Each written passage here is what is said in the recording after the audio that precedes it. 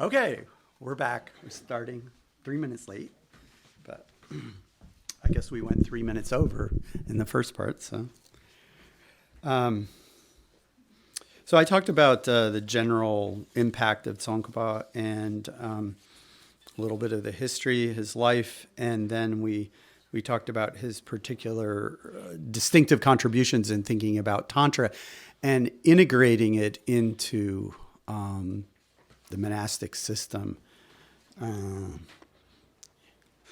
was thinking about how I was saying, there's a tension between the Mahasiddha tradition and the Nalanda tradition in some sense, and each contributing something crucial to the formation of Tibetan Buddhism, and then the monastic tradition and the tantric tradition, and also the idea of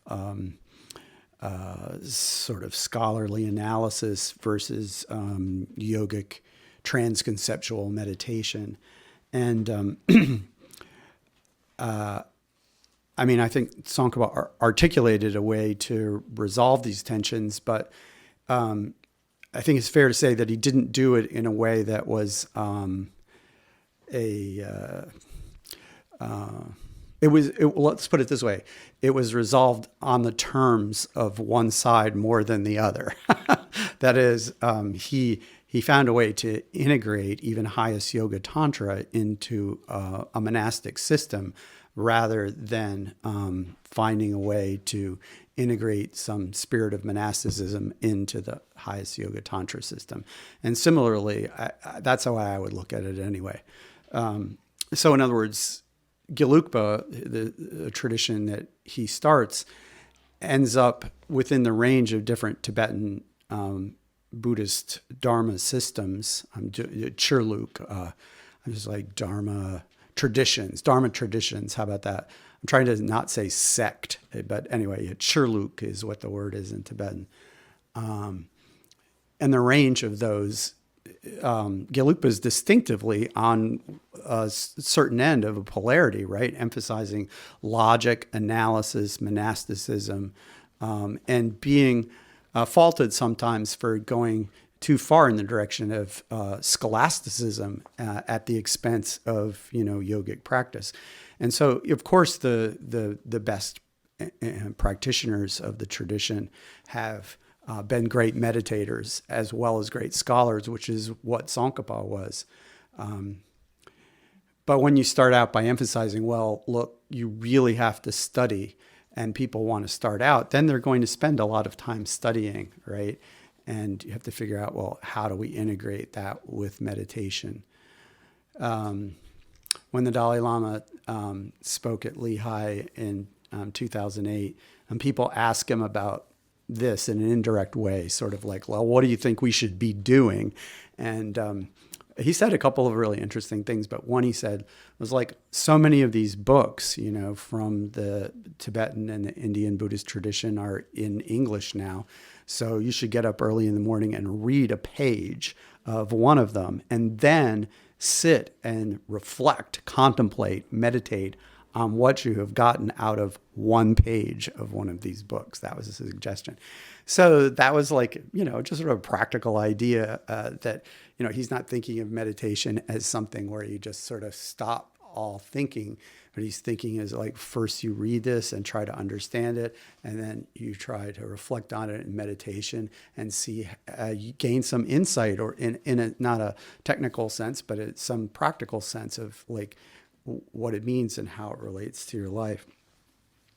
And this is what I wanted to actually start with. This time I'm starting on the bottom of page 2, so the beginning of section 4, Tsongkhapa on Madhyamaka and the Path. So this particular verse from its, Samadhi Raja means the king of meditations, the king of meditative stabilizations, the king of samadhis, sutra, Samahayana Sutra. And Tsongkhapa quotes this verse, this exact verse. It's right here at the bottom of page 2. He quotes it 3 times in Lamrim Chemo. Which there's nothing else that he quotes 3 times. The same verse 3 different times. So I happened to notice that by messing around with the text quite a bit. It finally dawned on me that, he quoted the same sutra, just the same verse from the same sutra 3 different times. And I realized that that's kind of crucial to him. That's the whole point that he's trying to make. And he's backing it up with a quote from sutra.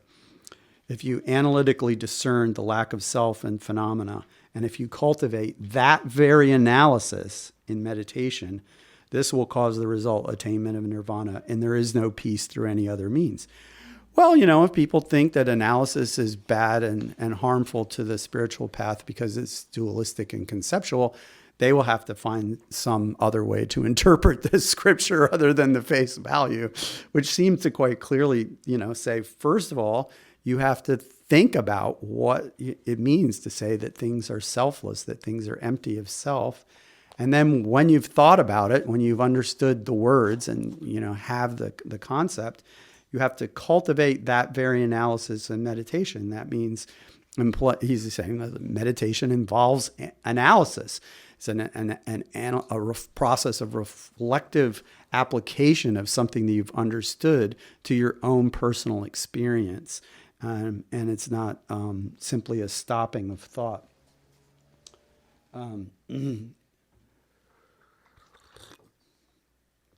Stopping of thought doesn't have a very important place in Tsongkhapa's system.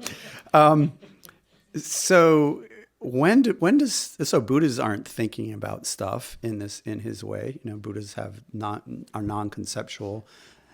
They're not thinking, shall I or shan't I go help those people? No, they don't think about things like that. And we want to be more like Buddhas, so shouldn't we just stop thinking like they do? Well, the problem is if we do, then we don't get any closer to being like them because we don't understand what it is that really is in the way between our way of seeing the world and theirs.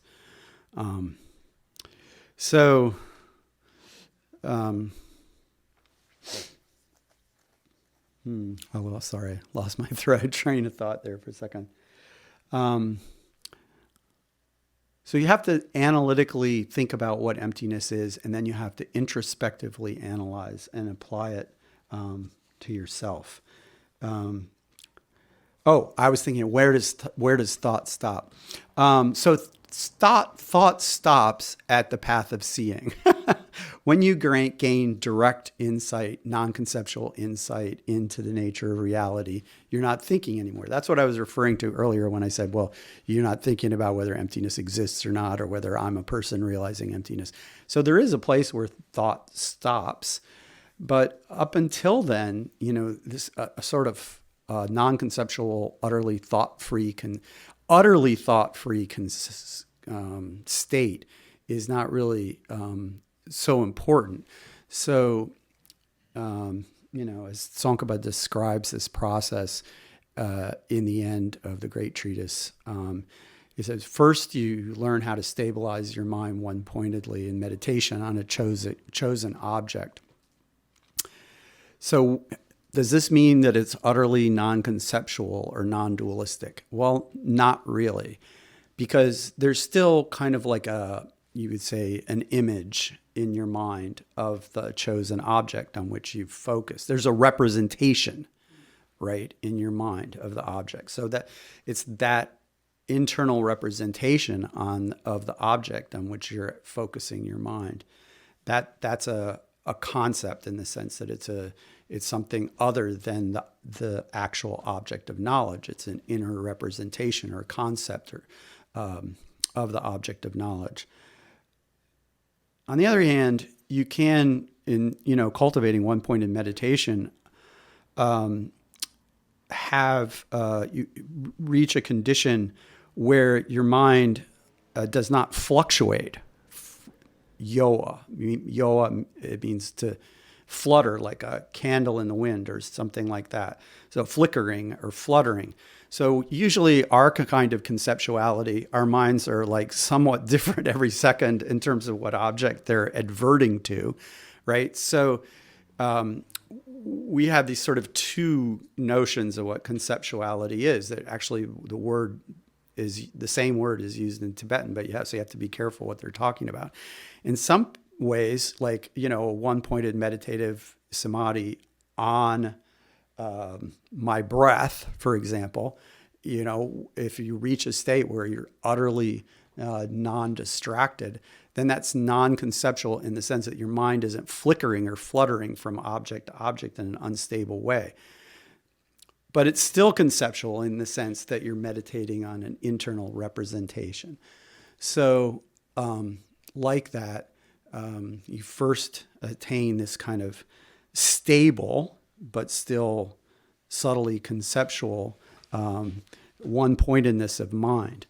And then, emerging from that, you now analyze how the self in which you've believed and you've identified this conception of yourself, you analyze how that could really, really not possibly exist in the way it appears. And then you try to use that training in one-pointed stability to focus your mind with one-pointed stability on that understanding of emptiness that you've gotten through analysis. It's very difficult. And when you start to analyze, then it becomes incompatible with your one-pointed stability of mind. So even as you realize, go meditate emptiness to realize emptiness to whatever level you're able to, and then you try to stabilize your mind one-pointedly on that because you've already separately trained in mental stabilization. But as soon as you stabilize your mind on this understanding of emptiness, then your understanding of emptiness begins to get vaguer and vaguer and vaguer and start to fade away. Why? Because it's not continuously reinforced by analysis. I was like, try to think of it as like, if you've done a really complicated, say you've figured out your taxes and it took you all day. And at 9 p.m., you're sure that like that this is the amount you owe. And then you get up the next morning and you're like, somebody from yesterday says that's the amount I know, but do I really know that that's the amount I know or not? Well, you know that you yesterday thought that it was. Should you trust that person or not, right? And it's like that. When you realize emptiness through reasons, there may be a moment where you have a sense of certainty or clarity that this is what emptiness is. But when you stabilize your mind one-pointedly on it, the force of that reasoning begins to drift into the past and your understanding weakens. So what do? You have to go back and analyze again and refresh, like checking your work on the tax form, going through and finding, oh yeah, that is really the amount. Now, because you've done all the calculations again, you realize, oh, that really is the amount I owe. Then you stabilize your mind. So you go back and forth between stabilizing your mind one-pointedly on the emptiness that you've understood, causing that understanding to gradually fade, and then giving up on the one-pointedness to go back and analyze and refresh your understanding of emptiness and then restabilize. Back and forth and back and forth and back and forth. That's how you try to move your conceptual understanding towards a direct non-conceptual understanding. Now, if you get to the point where you can stabilize your mind, on emptiness, without being distracted, without the understanding fading away, then you're on the path of preparation. And that means, that you can begin to subtly weaken the conceptual aspect of that. You're still a representation of emptiness in your mind. You're the result of your analysis that you're meditating on one-pointedly. But by focusing on that one-pointedly in meditation for a long period of time, the strength of your meditation, right, eventually leads to a supernormal power, essentially the equivalent of clairvoyance, except clairvoyantly, instead of directly knowing somebody else's mind, you directly know emptiness, directly non-dualistically realize emptiness instead of just meditating one-pointedly. Like, this is not inconsistent with everything else that's said about, concentration in all of the Indian traditions, pretty much. If you attain extraordinary powers by one-pointed focus of mind, right? So in this case, your superpower is to not just know emptiness dualistically or conceptually, but your superpower is to penetrate so that your mind is directly knowing the emptiness. And it's not knowing emptiness out there, it's knowing emptiness, your mind is directly realizing the emptiness of itself in a sense, right? So there's not two things, there's not a sense of two things, my mind and the thing it's realizing anymore. So that's how conceptuality stops and fades away. It takes a long time, and it doesn't really end till the path of seeing. And even after that, when you come out of meditation, you have thoughts again, right? And so you continue to have thoughts when you're not meditating on emptiness or doing some other type of deep meditation. Even as a bodhisattva superior, you'll have, times when you're thinking as you interact with the world and decide, how best to help other people, right? So total, permanent cessation of any conceptuality is on the Buddha ground, when you don't think about anything anymore, and you don't have to, because from within, on the 10th ground at the end of the path of meditation, from within your meditation on emptiness, everything else appears, and you, without getting up, without leaving meditation on emptiness, conventional phenomena appear. And that's what makes a Buddha different from an inconceivable in relationship to everybody else, because we're always having to go back and forth between seeing regular things and then seeing the emptiness of things. The Buddha can see both at the same time. So that's what, this is such an important verse to him, is he thinks that people cast aside one of the most, if you think about it, like, analysis, thinking, we're better at it than animals. I mean, I'm not saying that they do think, right? They do. I think they think. But we're better at thinking and analyzing and staying focused and systematically working problems through.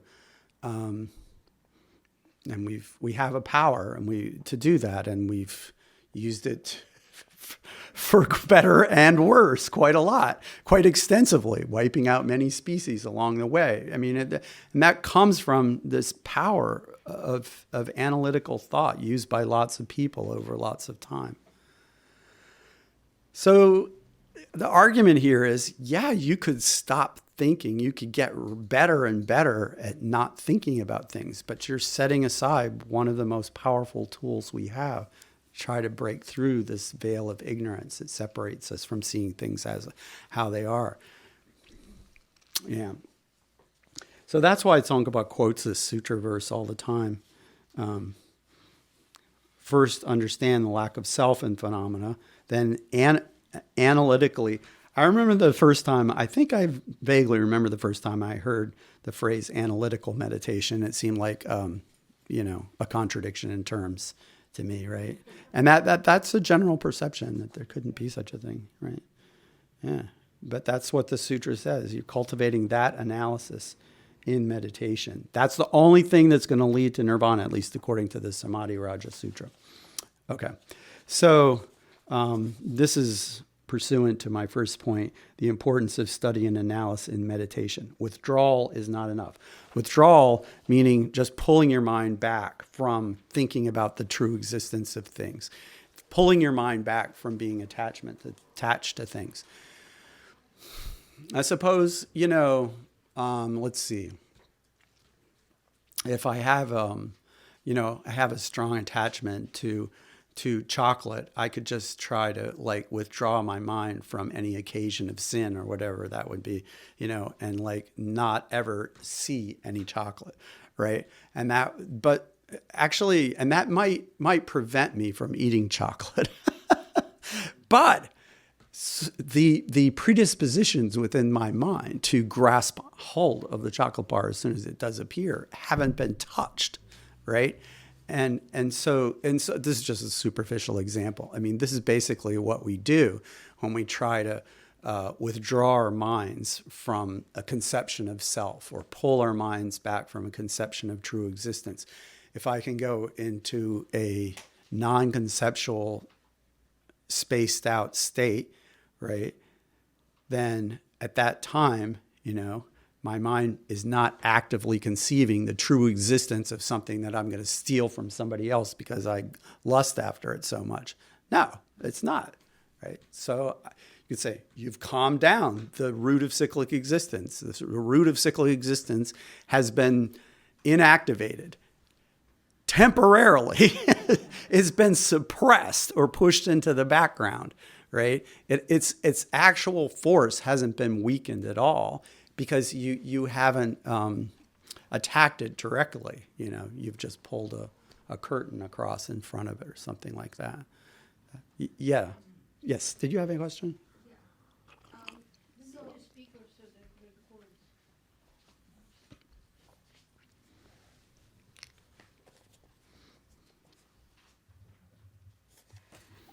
In terms of meditation and kind of like doing it non-conceptually and looking at the space, my own understanding is you stay in that state so that you can see when the first thought arises in your mind, and when it disappears from your mind. So you kind of really follow the trajectory of the thoughts. So it's really not utterly non-conceptual. It is not non-conceptual. It's really just providing a space, right, so that you can see clearly when things originate and when things stop, so that you can, in your normal life, you can kind of like see what's happening in your mind more clearly.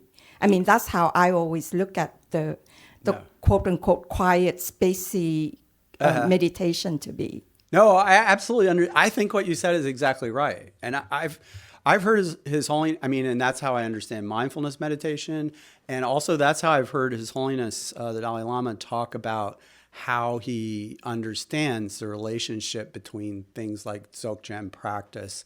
He says, like, if there are people who are not part of the Gelukpa tradition in Tibet but have attained awakening, how do we account for that, right? And if you look in the book Kindness, Clarity, and Insight, in the last 2 chapters, he explains something very similar to exactly what you're saying. He's saying it's like, well, when you're doing these practices, you're investigating the mind. You're watching how the mind arises and watching how the mind changes and watching how the mind passes away.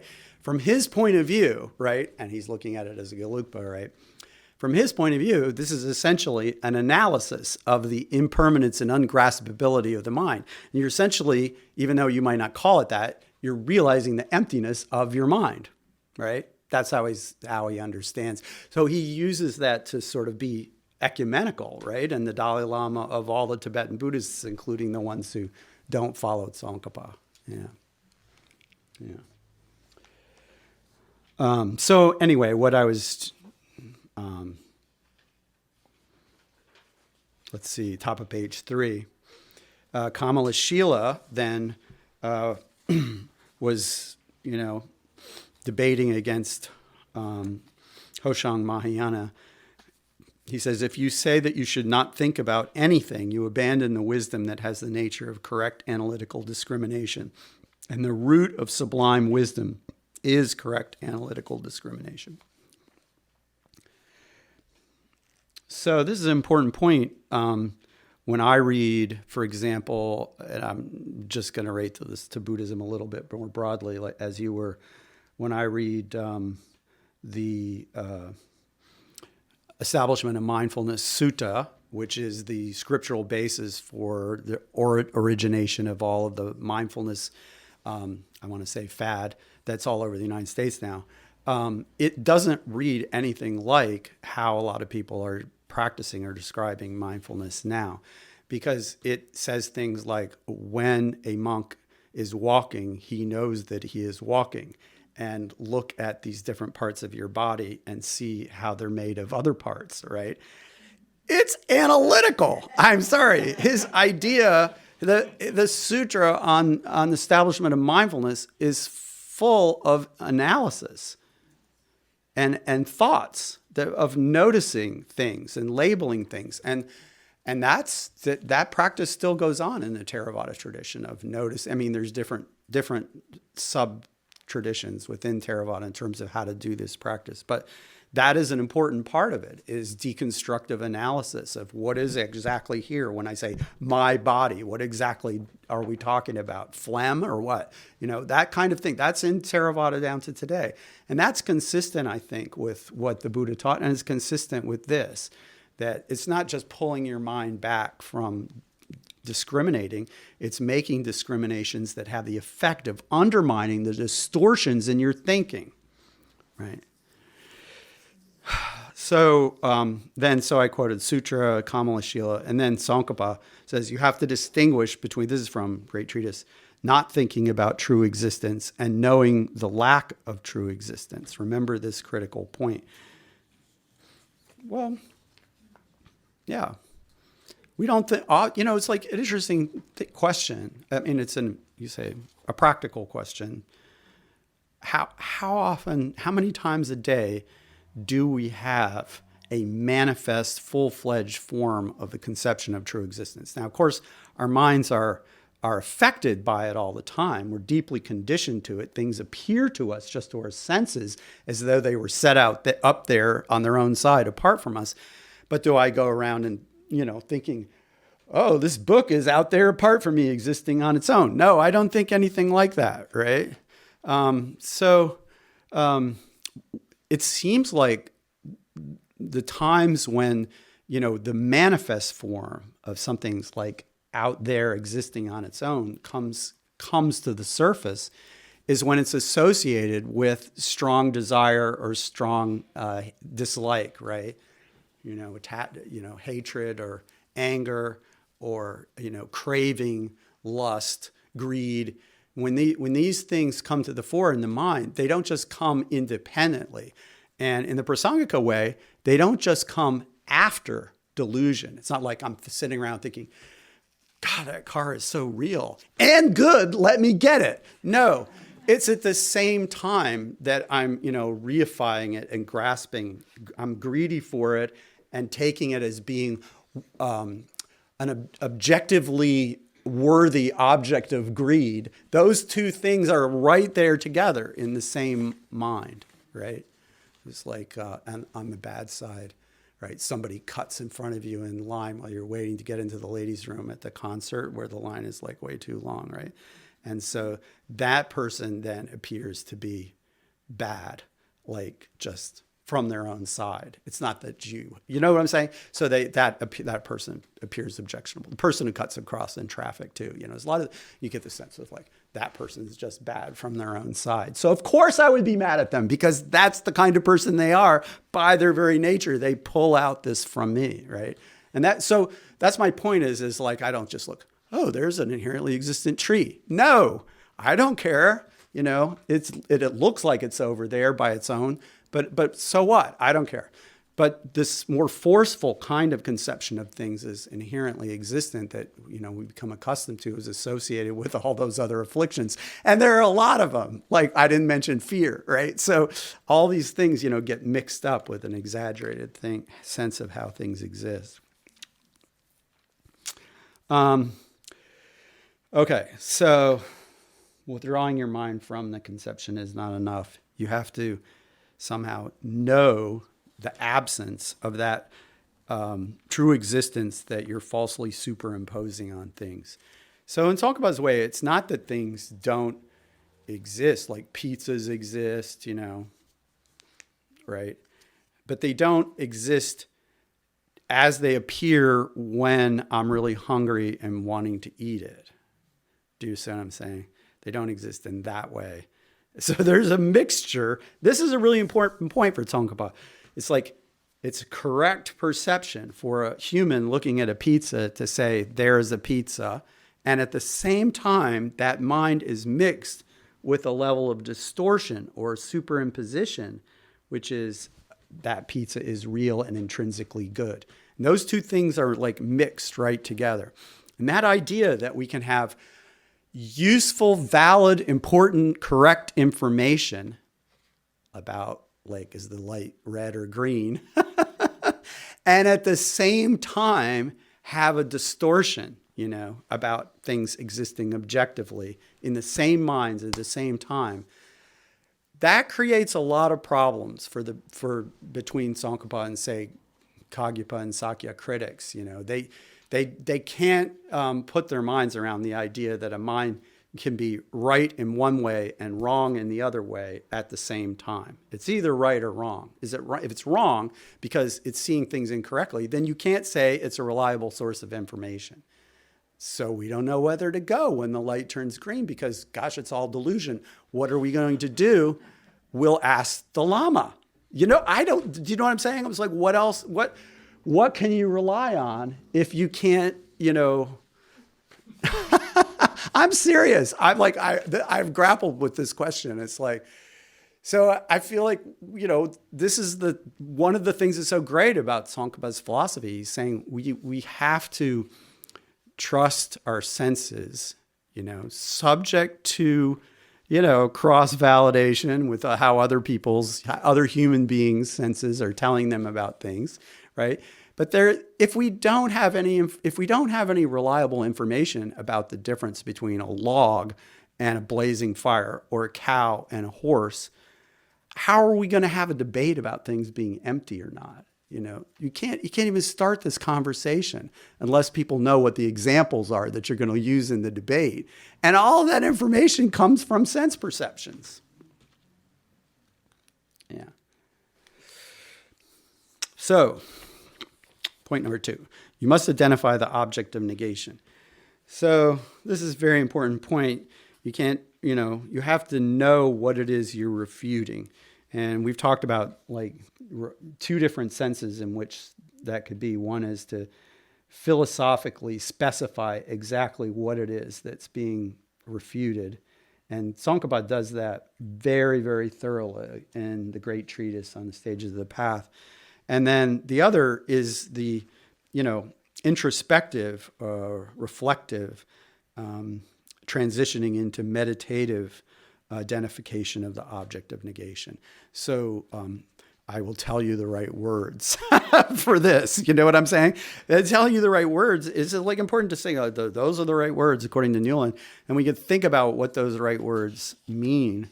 But then it's like a whole other thing to try to figure out in our own bodies, in our own minds, what that refers to, right? And that's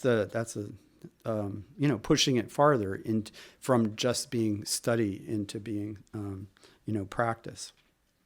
That study is a step of practice, but pushing it beyond study. So Chandrakirti says, you become attached to things by the power of an afflictive misunderstanding, a consciousness that superimposes an essence onto things. One stops cyclic existence by totally stopping that afflictive misunderstanding. By seeing objects as lacking intrinsic existence, you totally stop the seed of cyclic existence, which is the consciousness that causes attachment. So the consciousness that causes attachment, that makes cyclic existence go, is this afflictive misunderstanding that superimposes an essence on things. This is all in Chandrakirti. I think it's very clear, This is one of the things that Tsongkhapa is doing in the Great Treatise, and that's why the book's so long, is he's not just telling you, this is my view. He's trying to prove that his view is right by quoting so many treatises from the Indian tradition and sutras, and, Chandrakirti, Kamalashila, all these people. He's just trying to prove to people that this is the correct view. And this is a good point. This is a good example. I mean, Chandrakirti is clearly saying that the problem isn't we think that things exist and, gee, they really don't. He doesn't say the problem is that we think we can know something about the world, but in fact it's impossible because everything's empty. He doesn't say that. He says the problem is that we have an afflictive misunderstanding that superimposes, exaggerates how real things are, right? And we can analytically oppose that misunderstanding and root it out. So Tsongkhapa's on that. In order to know that a certain person is not present, you have to know that person.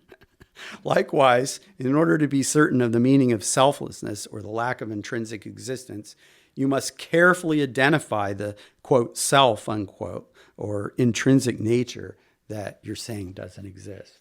So, self can mean a lot of things, right? As a word that has a lot of meanings. Like, Dolpopa thinks it means ultimate reality, and so do some Vedantins, although, and then there's a sense of self and like just a merely conventionally existent person. It's for myself. And, but then there can be, these more exaggerated, reified sense that there's a self in here that exists on its own, independent of parts. So he's saying you have to know exactly what we're talking about when you're saying intrinsic existence or self. What is it that's being negated? So usually in tradition, they talk about this as like identifying the target. You're going to shoot an arrow of analysis at a target. You have to know what the target is. You have to be very clear about where the target is, exactly what it looks like.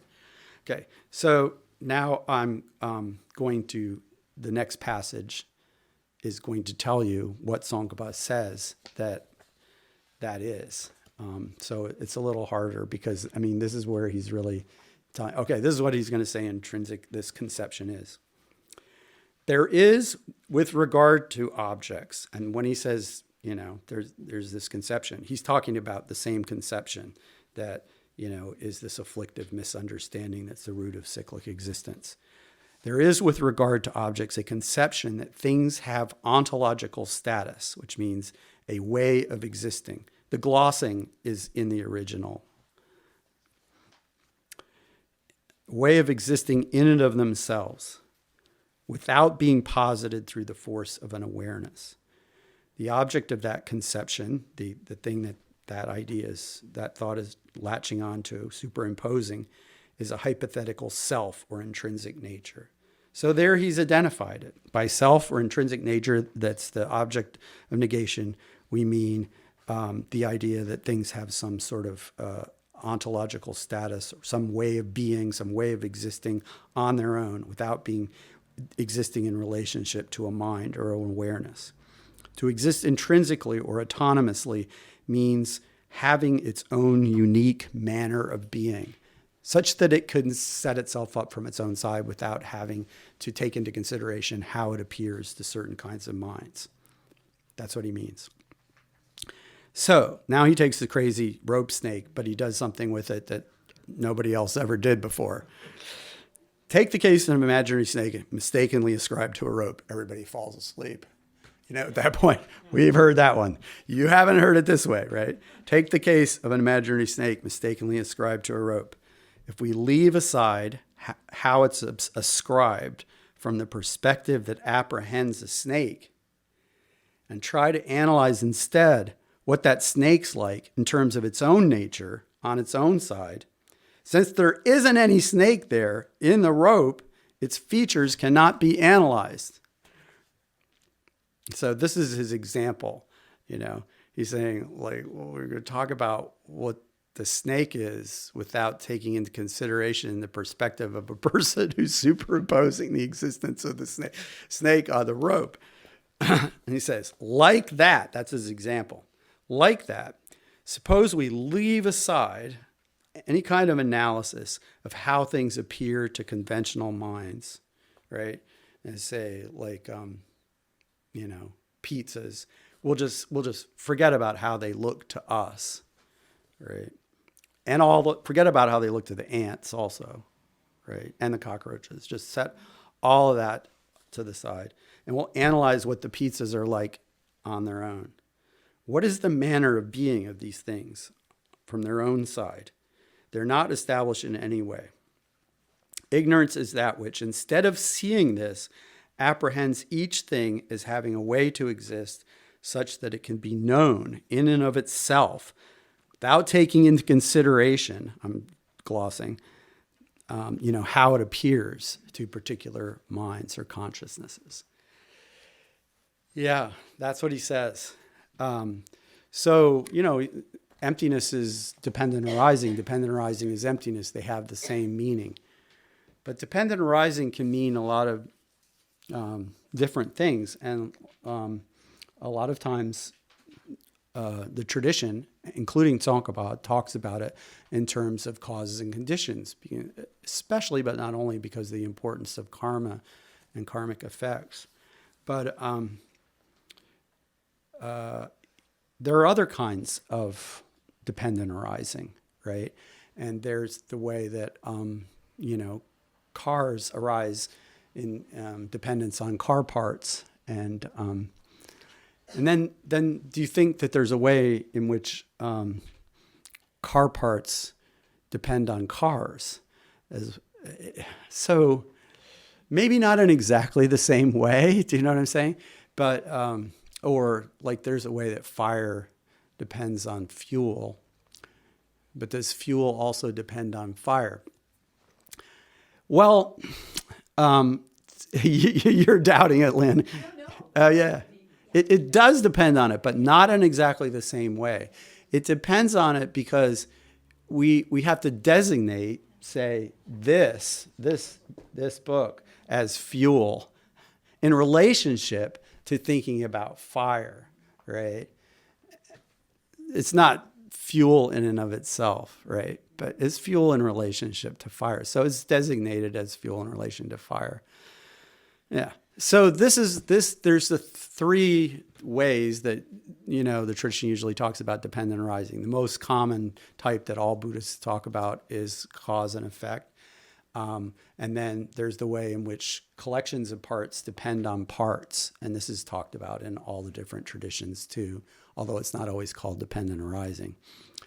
And then this third way is this idea of dependent imputation, that there's some things, all the Buddhist traditions agree that there's some things that are just imputed in dependence on something else. Like, you see a certain kind of collection of trees, and then we ascribe that or impute that as a forest, right? And so all the different Buddhist traditions would agree that in some sense a forest exists, right? But it exists just in the sense that it's imputed or designated in relationship to a collection of trees. Because if we go out and look carefully among the trees, we don't ever find the forest. It's just the thing that we call, especially if we're back far enough, but not too far, we can sort of see, oh, there's the forest over there, right? It's like that with everything. Like Stanford is easy to talk about. I'm not sure what Stanford is somewhere. But then if we get closer to it, instead of it getting really clear where Stanford is, it starts to get vaguer and vaguer because there's all these different parts around us, and there's this building and there's these people, and none of them is Stanford. It's like, so Stanford exists, but it exists as an imputation to a whole bunch of stuff, just like the forest, just like a car, right? So a car exists, but then when you go look closely, there's like a whole bunch of car parts there, and they've been put together in a certain way. And then, we ascribe the identity car to that. And nobody says that cars don't exist at all. But we understand that they just exist as a convenient way to talk about certain kinds of assemblages of parts. Yeah. It's not, when we look in among the parts. Oh, yeah, you have to get the microphone. When we look in among the car parts and say, which is the part of this car that makes it a car, then we have a challenge, right? And somebody says, it's the engine, it's the carburetor. And then you have the chassis crowd over there arguing for, I don't know, I'm not sure. Yeah. This is in relation to a discussion Carol and I have had all week. With regard to the mind, does the imputation in the appearance arise simultaneously, or is the labeling come first?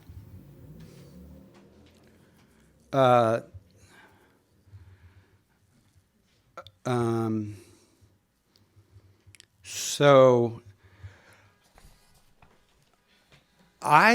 if you take the case of a particular moment, you know, in the stream of somebody's experience, I think that if you don't know anything about, I'm trying to think about this. So I see, you know, certain shapes over there, and in relationship to those appearing, and based on my past experience, then I designate or ascribe or impute the presence of a doorway, right?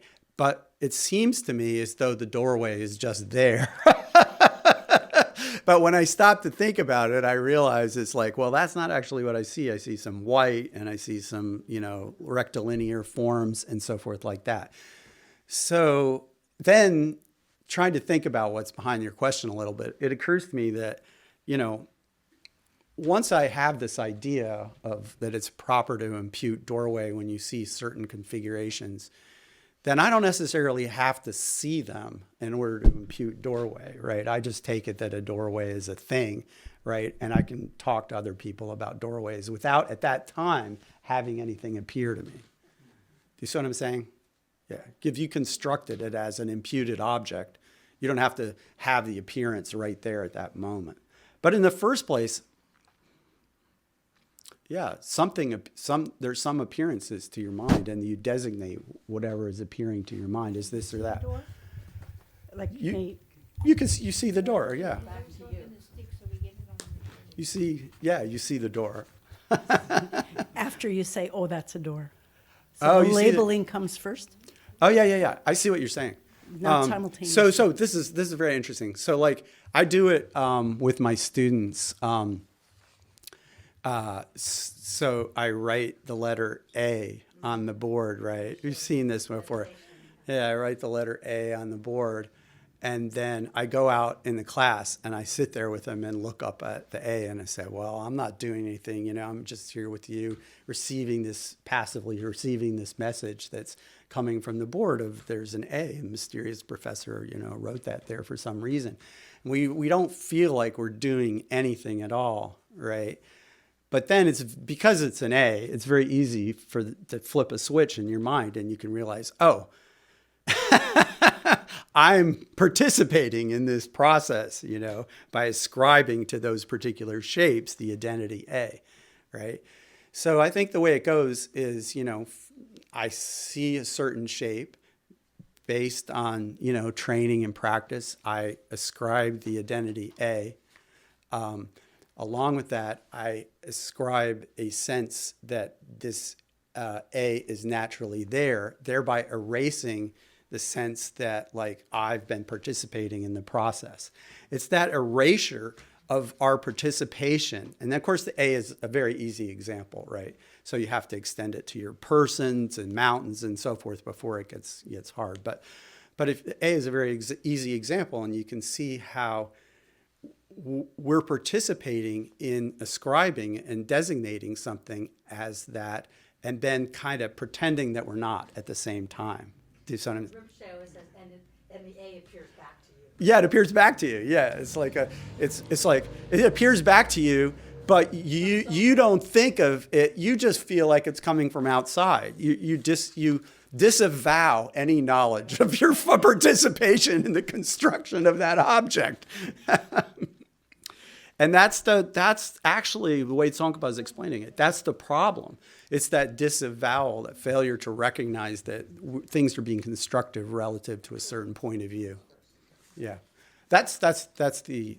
So it isn't anything. Okay, so the Prasangika view is that there are things that exist other than minds. There are things that exist, but we can't say what they are except taking into consideration as what they are relative to a particular point of view. There are external objects. That's why it's not Chitta mantra. There are external objects, but what are these external objects? Well, what are they for whom? It's the question. You know, there's something that is not our mind, that our minds perceive, but what it is appropriate to be perceived as depends on what kind of being you are. And in Tsongkhapa's way, which goes back, I think, to the way Chandrakirti explained it. He understands what kind of being you are as mainly having to do with the sort of rebirth you have, He's not thinking about cultural relativism, or he's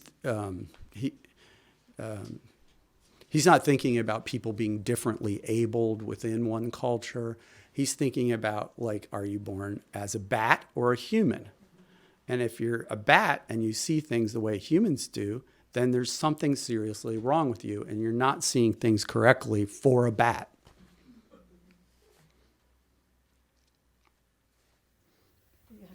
I still, maybe you answered the question already, but, if I see the lines that you draw on the board, when I see that this is A, is that labeling and appearance simultaneous once you get that far? Yeah. Oh, yeah, I know that, I guess somebody told me before that's the word that you use for labeling. Yeah, I haven't been saying labeling. I've been saying imputing or designating or ascribing. Those are my words that you say labeling as.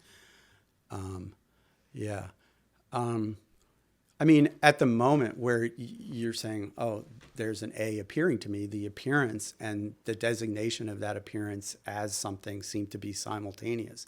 But I think that, there's an external object in Prasangika, and that object appears to you. And based on whether you have drunk yourself blind or taking a lot of peyote, or whether you're of sane mind, and have your faculties functioning, you either do or do not perceive it in a way that's appropriate for your particular kind of body. Your rebirth. Yeah. Yeah. I don't know.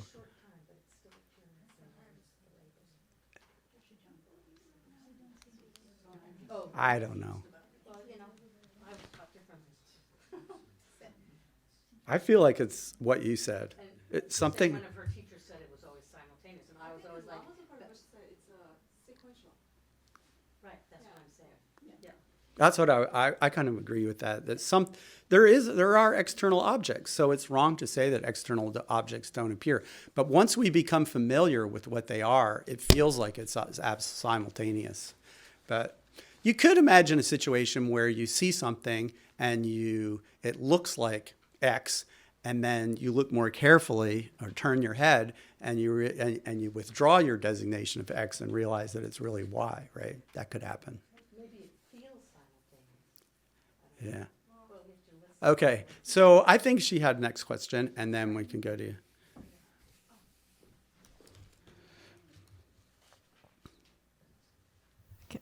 Before asking my question, so from what I remember, how I learned was that you first see the basis of A, and then you impute A on top of it, and then in true existence, A appears to you.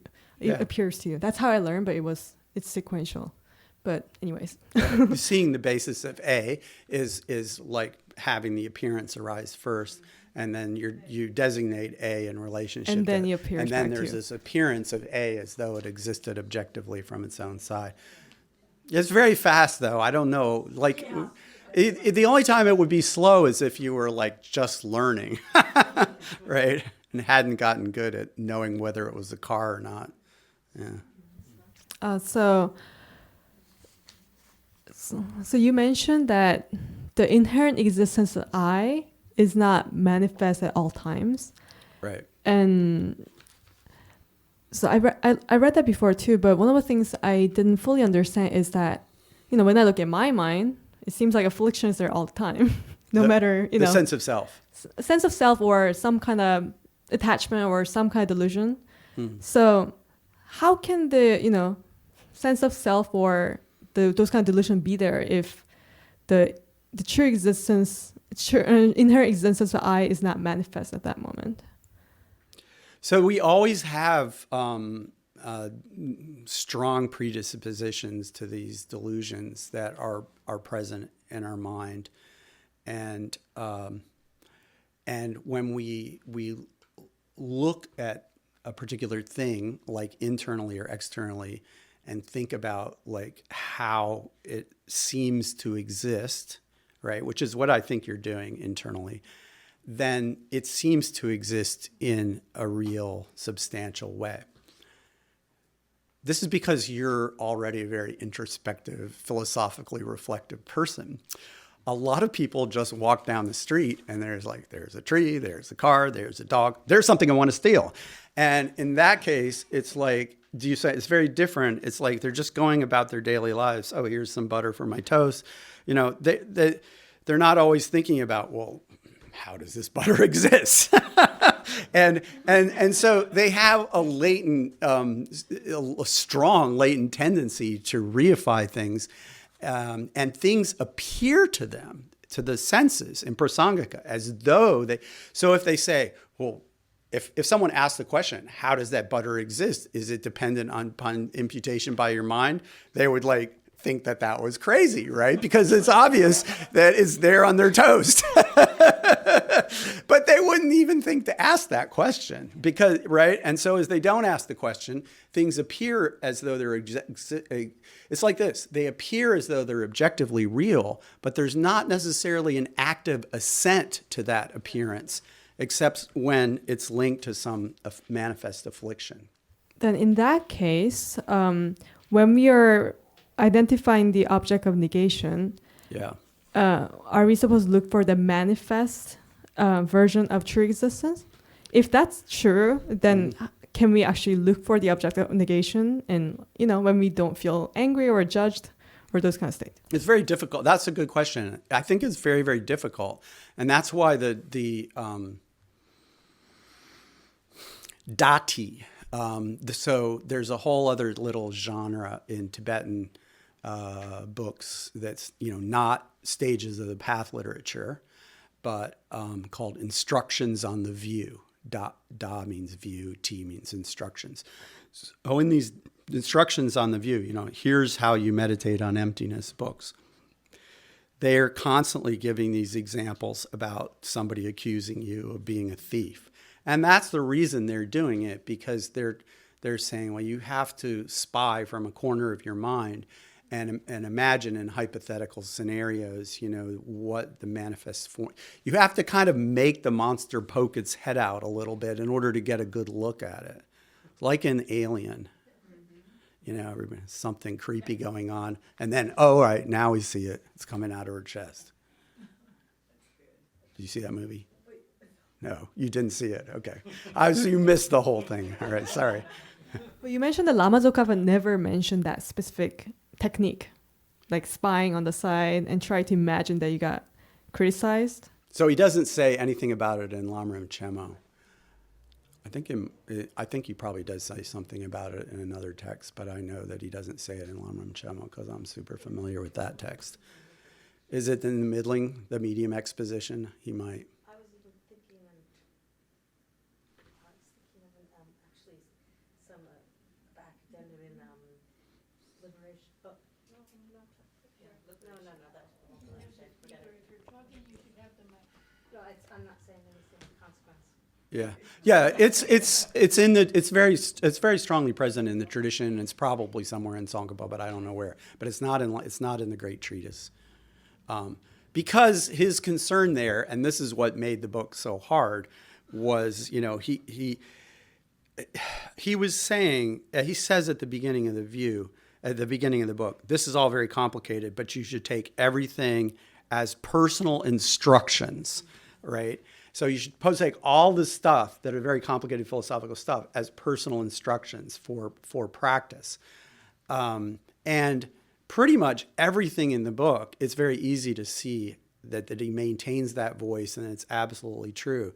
But when he gets to the identification of the object of negation section, he has an agenda to make it absolutely clear in a conceptual sense, a philosophical sense, what that object of negation is, what it isn't, and why it's important to identify it, and how those specific things are backed up by Indian treatises, and why other people have gotten it wrong. And in the process, he creates a little philosophical excursus within the text that goes away from telling a person, like, here's what you do when you sit down to meditate. Yes, you were next. I don't know if this will make it more convoluted than the question about imputation, but maybe it'll be helpful.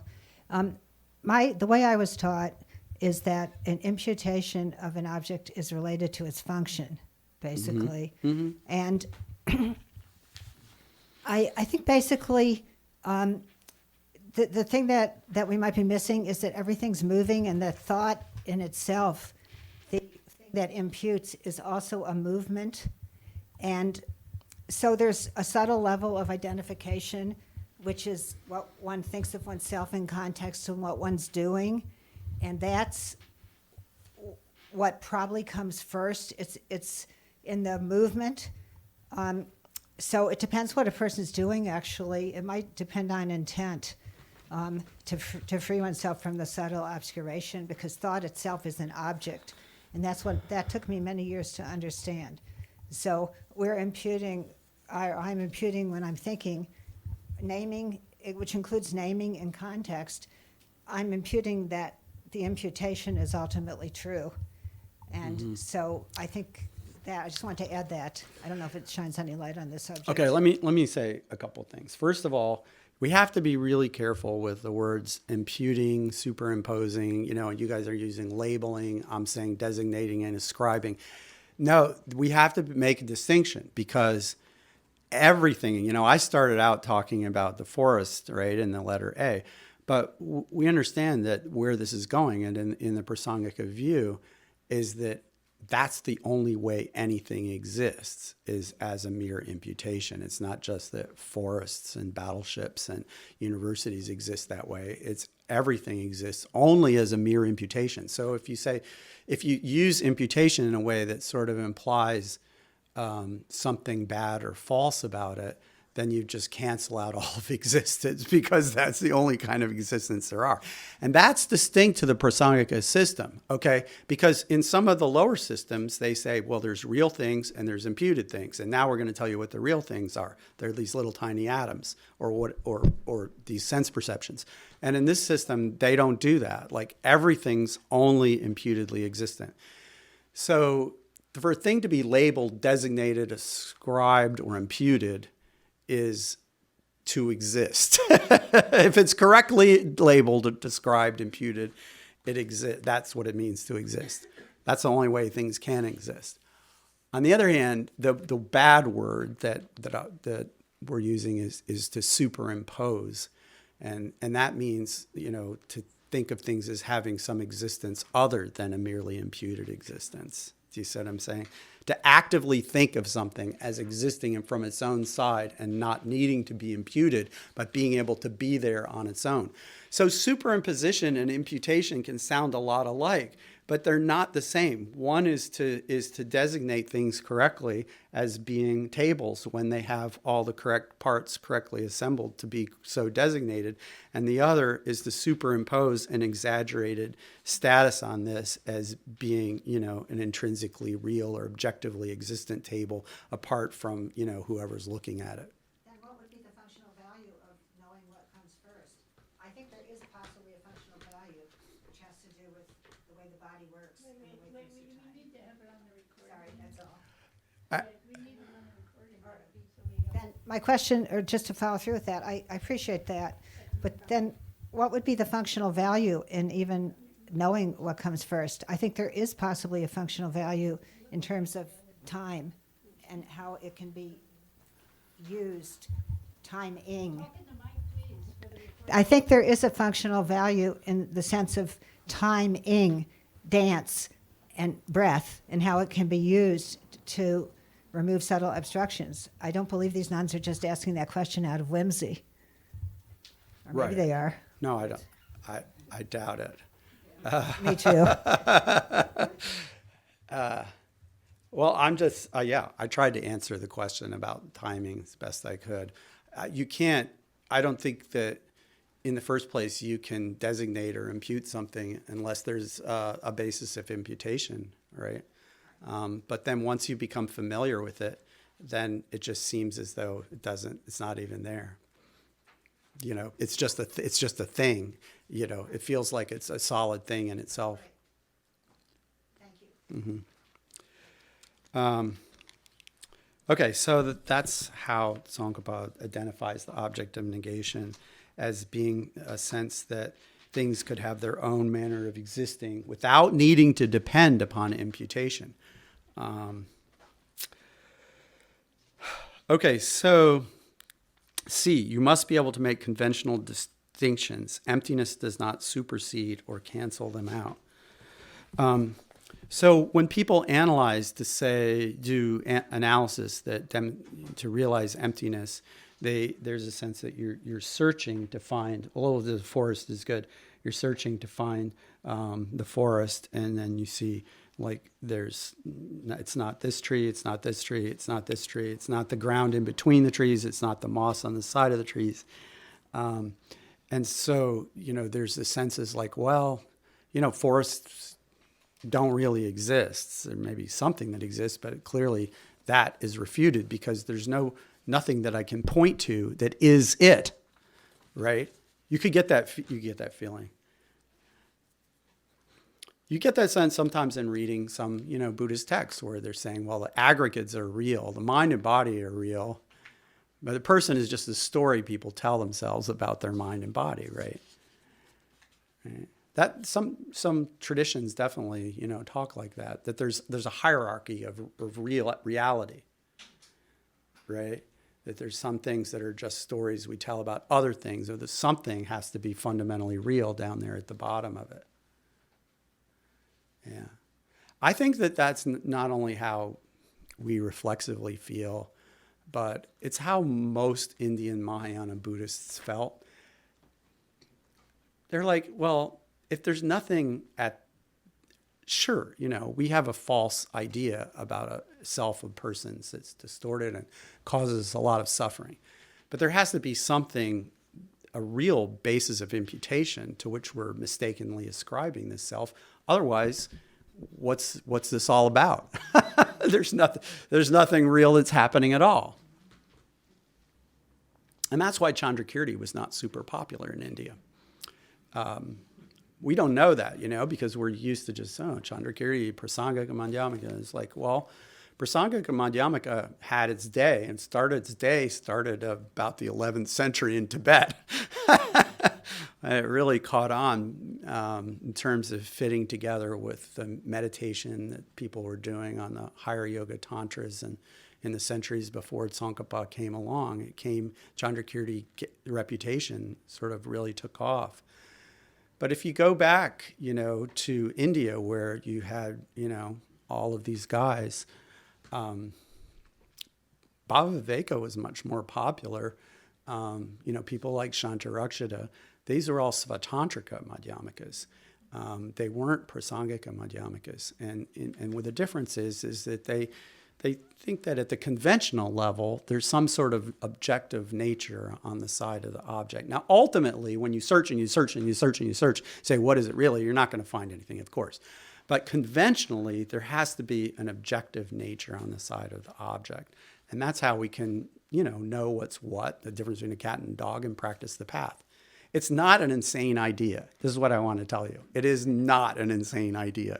When you start to play around with it, you can see how it would be much more appealing to people. And yeah, exactly.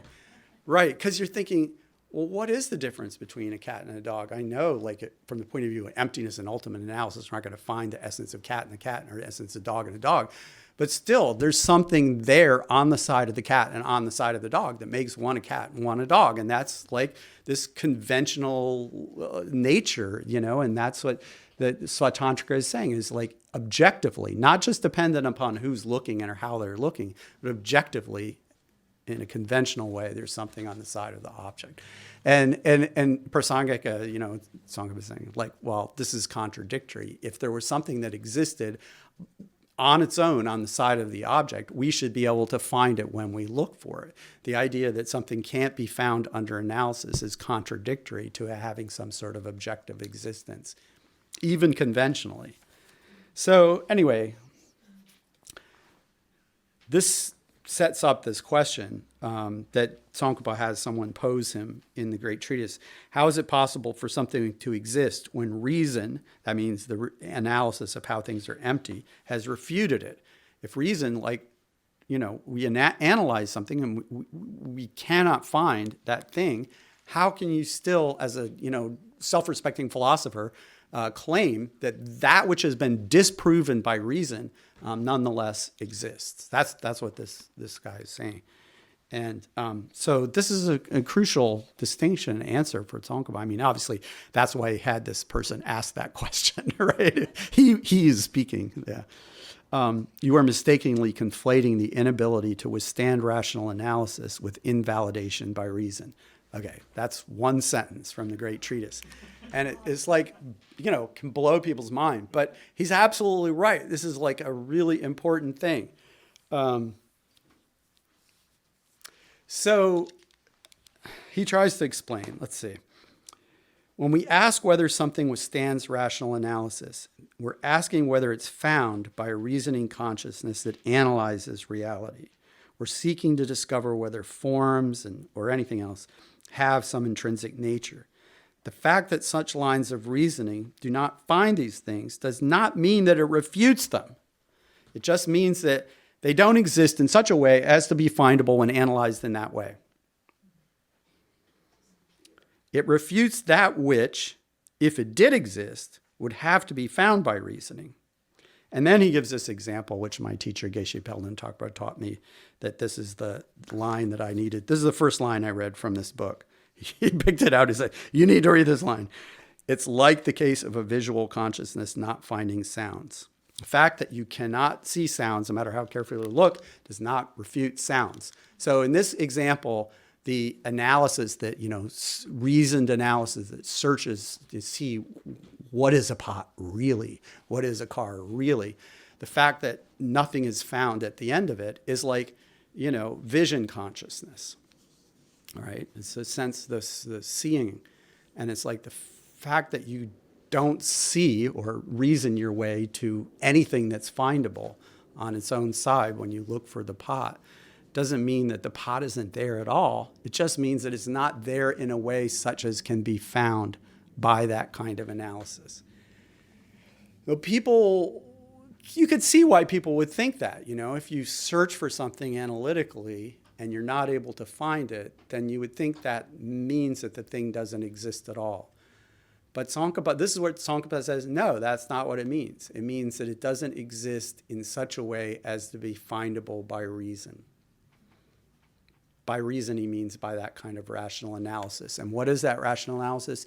It's analysis, and this is the crucial thing, it's analysis that searches for how does that thing really exist. So, all the time, so like, is a potato different from a carrot? Yes, but what is a potato really? I always say, what is the potato really? You're asking a totally different kind. You're like, you've switched from the visual consciousness to the hearing consciousness. You've switched channels, right? In a sense. And you're going to know, you get different kinds of information from asking these different questions, from switching to these different channels. And Tsongkhapa's point is, all this information can be good. It doesn't contradict, that something can be heard and not seen. Doesn't, or something can be seen and not heard, right? It doesn't, either one exists as a source of sound or a source of visual consciousness, even if it's not findable along the other channel or wavelength. See what I'm saying? This is a super important point.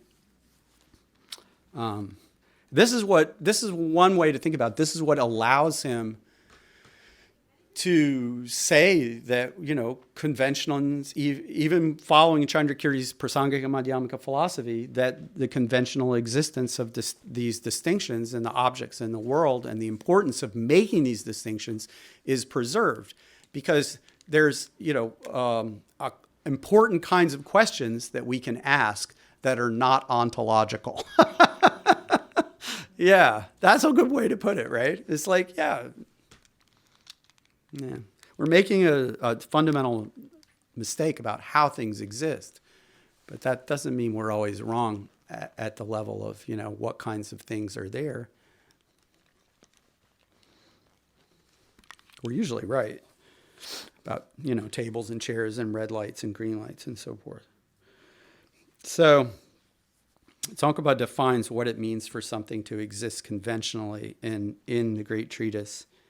Something to exist conventionally means it's known to a conventional, because three criteria. It's known to a conventional consciousness. There's no other conventional valid cognition that contradicts its being thus, and if reason that analyzes whether something intrinsically exists also does not contradict it.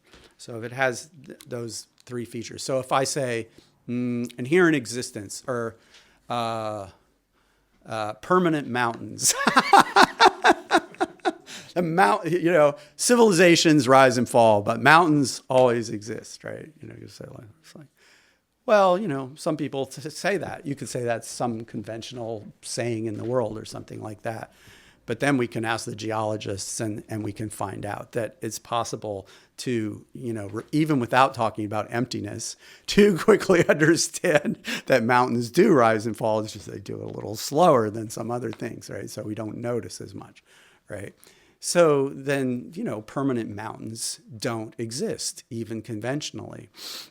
So in other words, conventionally doesn't mean majority rule. It's not like, what do the people say? A lot of people think that. It doesn't mean what to say. It is interesting to know what people say, but then we have to see whether it holds up under analysis, So people used to think that, there are a lot of people who used to think that, slavery was fine. You can find, Buddhist texts from India that seem to just sort of assume that, of course, they're slaves and, of course, women are inferior. And, it's like a lot of these things are just sort of like taken for granted by the people who authored these texts, right? Well, they were wrong, right? But at the time, that seemed like, that was the conventional wisdom. The Dalai Lama has said this thing about, well, if such and such a tantra says that the distance to the moon, I forget the story. That such and such a tantra says the distance to the moon is X, and it turns out that it's not X, but it's something completely different. We're going to have to go with the science.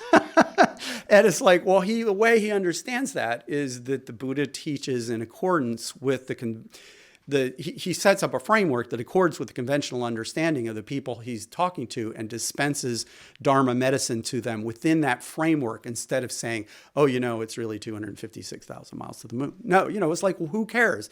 That's not the important thing. The important thing is something else that he's saying, So he just puts it within that framework. But as far as the actual, you shouldn't say, well, because Scripture, Kala Chakra Tantra or whatever it is, says this is distance to the moon, it has to be exactly that, and forget what science says. No, but people aren't going to think that. So you understand conventional. This is a case of point number 2 here. You have a conventional consciousness that discredits, a widespread understanding, even a Scripture-based understanding of how far it is to the moon. And then people could think that. Suppose, let's forget about our innate tendency to reify things, and we'll talk about, say, a philosophical view, say, Dolpapa, or Shankaracharya, or somebody who's saying, yes, there is an eternal person. There is eternal person, right? There is a real and permanent eternal person. This could be a philosophical view. I say, well, we see all different kinds of things, but behind it all, there's this real, true person, right? So Tsongkhapa would say, well, this is something that doesn't exist even conventionally. Even if a lot of people say it, it's still not true, even conventionally. And even if you can't disprove it by scientific analysis, right, and you can't, put it in a test tube, that ultimate analysis, reasoning about how things exist and how things could exist, realizing emptiness, will discredit the idea of an intrinsically existent person.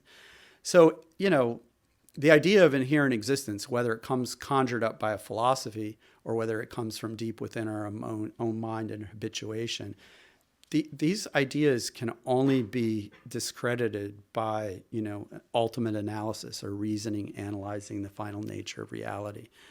But lots of other things can be, clarified by more careful analysis at the conventional level. And this idea that not all analysis leads to emptiness, it's very important and really, I think, distinctive in Tsongkhapa's philosophy. I mean, it's one of the genius things, right? Because before, people just generally distinguish between there's analytical minds and there's non-analytical minds. Just like there's minds that are right, that would be, the ones that see the ultimate. And then there's the deluded minds. That's all the other ones.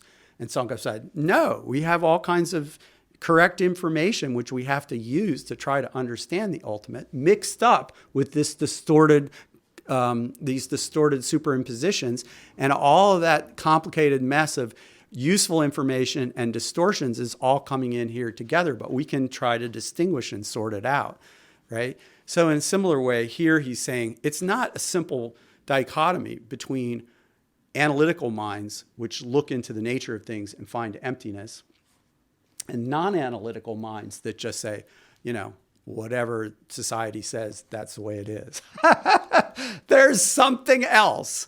There's something else. There has to be something else. Otherwise, how could you, decide any practical thing? Should I, Genlo Sangyaltse, one of my teachers in India, said, well, he said, if you want to know which potato from this year's crop you should save for next year's seed crop and which one you should eat right now, you don't want to ask a Madhyamaka philosopher, because they're just going to tell you that they're both equally empty. Which isn't actually true, but we get his point, right? Because guess why? Why is it not perfectly true? Because Madhyamaka philosophers are also human beings who can look at potatoes and not want to know, ultimately they're all empty. Yeah, but which one should I eat, right? And that's really important. We have to be able to make distinctions analytically at the conventional level without reducing everything to emptiness. And that's what Tsongkhapa is sort of pointing at here, where he says, this is kind of like a commentary on a section from Chandrakirti, actually, but he doesn't quote Chandrakirti here. In a sense, conventional consciousnesses operate in a non-inquisitive manner because they work only within the context of how things appear, without asking the ontological question, is this how the object actually exists, or does it just look that way? And that's why they're called non-analytical. But you shouldn't think that means they're utterly non-inquisitive. They do their analysis within the context of how things appear. They're not questioning, right, the sense that this is, a potato, how they're known. But within that context, they can analyze and make distinctions. This kind of mind, the one that makes distinctions between cows and horses and cats and dogs and so forth, it's not that these, non-analytical minds only occur to worldly people or the common folk. Like sometimes it sounds like the village elders or, are the only the repositories of conventional wisdom, and the Madhyamaka philosophers don't have any conventional wisdom. They have set aside the childish conventional wisdom. And so what are they going to eat? They're going to become jains and just fast themselves. Right. They have to make a decision about whether to eat the cat or the cup or the potato. And how are they going to figure that out if they don't make some distinctions at a practical conventional level? Right. Did I lose my page?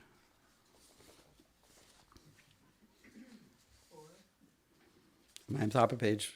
I'm on top of page 4. Oh, yeah. So consider how the non-analytical and non-analytical minds operate in two parties in a debate. What these consciousness know is the perceptual or experiential basis for the construction of conventional language. I think this is such a cool thing, and Tsongkhapa says it in some other words in different places in the same text. But he says, look, when people argue about whether things are empty or not, or what it means to say that they're empty, they have to use examples that are drawn from ordinary experience, right? And so if you don't know that what fire is and what fuel is and what a seed is and what a sprout is, then you're going to have a hard time. If you don't know what a chariot is, you need to find out, right? And because these examples are just like this, we have this practical experience of living in the world as human beings. And this becomes the raw material that people use to argue about, okay, yeah, but how do these things really exist, right? And you can't even start having that discussion unless you have some information to work with. I just think this is so important. If you're going to argue about whether things are empty, you have to have some data to work with. If the data doesn't come from some reliable sense information that is then analyzed at the conventional level, I think we're left with faith. That's it. This is my personal conclusion, that there's no other recourse. And I feel that, this is, of course, reverence for the Lama is super important in all Tibetan Buddhism. There's no form in which it's not. But if you read carefully how His Holiness the Dalai Lama talks about it versus how it's talked about in some other contexts, right? And especially when he's talking in a non-tantric context, right? He makes it extremely clear that, you have to analyze a person before accepting that person as your teacher. And even when that person gives you an instruction, right, it's appropriate to compare that instruction to what you know about the Dharma. And when the person says, go rob that bank, then you could say, well, doesn't the Dharma say that we shouldn't steal, and ask for some commentary? Maybe the teacher would say, I was just testing you when I told you to rob the bank. So that's what His Holiness says that. That's and that's because he believes strongly in the importance of faith, but he sees it as based in experience and reason and not blind. And that's because he thinks that we can have some useful experience and some competent reasoning to decide which person to have as our teacher. Do you see what I'm saying? And how to understand, the instructions of the teacher. To meet the Buddha on the road, kill him. It's like good that no one took that too literally, right? Do you see what I'm saying? And it wasn't meant to be taken literally. Right? Yeah. Yeah. That's my own.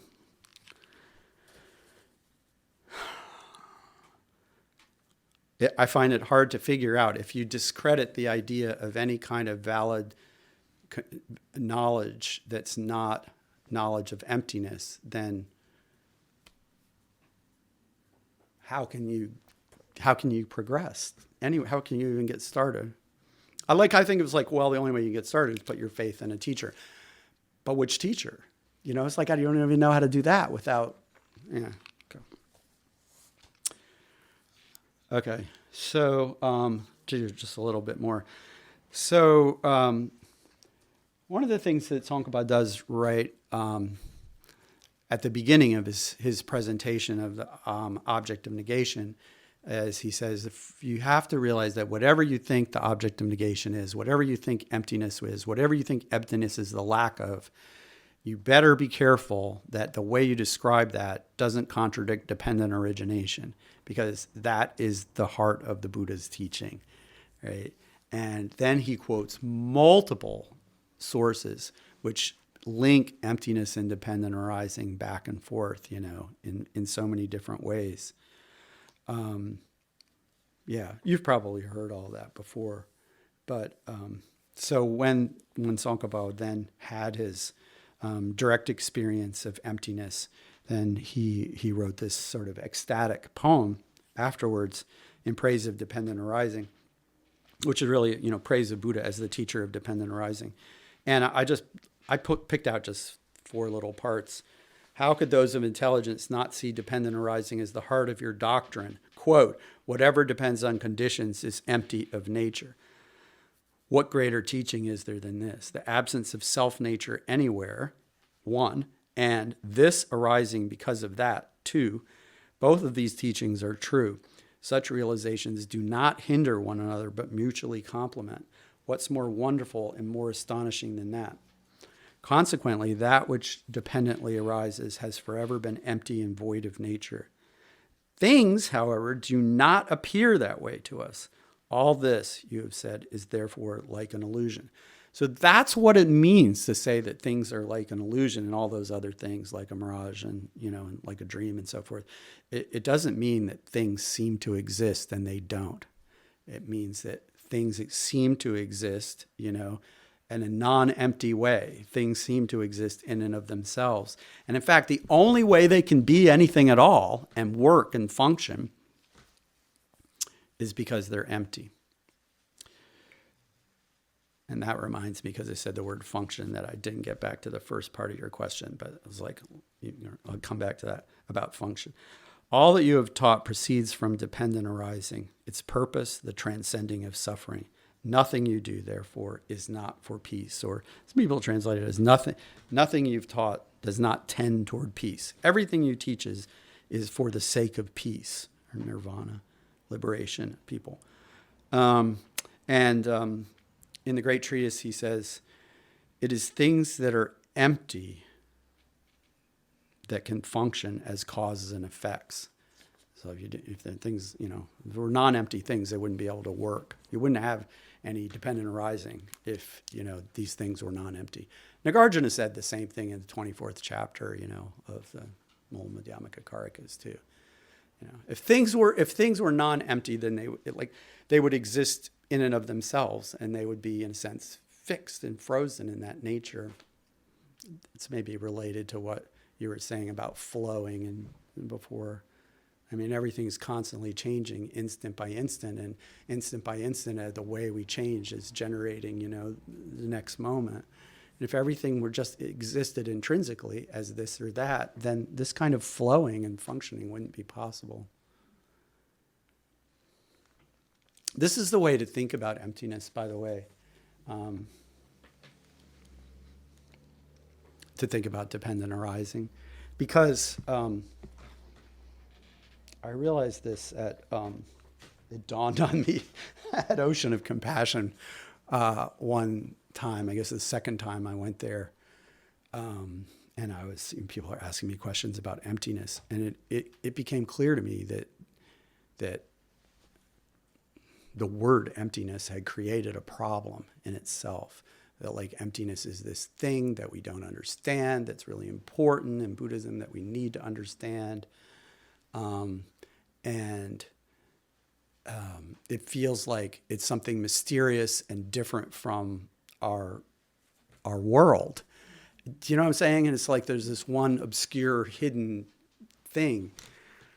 And that's like, so Lama Yeshe, I use his book still, Introduction to Tantra, and he says, well, if you're having trouble meditating in emptiness, just look at a building or something like that and think about all the causes and conditions that were necessary for the building to appear.